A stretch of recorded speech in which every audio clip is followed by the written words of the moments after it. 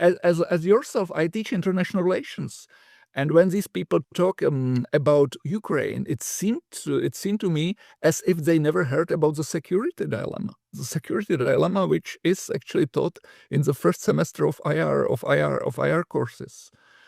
So yeah, and the human rights foreign policy, unfortunately, is part of it, because it's part of this ideological delusion which the West actually became victim to.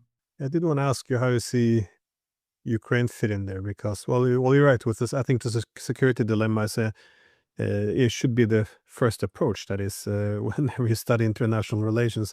Well, usually I would. This is how I would open up teaching the course. Is the premise for all political theories is that essentially the Westphalian reality, that there's no international central authority. All states compete for security. In this competition, the states end up in a security dilemma where they unavoidably, or against their will at least, end up in conflict. But this is why security often is premised around the idea of indivisible security. You find ways of increasing security on both sides. But what is so strange is how ideologies kind of just erased reality, because I remember in the 1990s, there was a lot of open discussions about this. You had President Clinton himself in 94 who said that, well, if we expand NATO, we could redivide the continent. The Russians would feel threatened.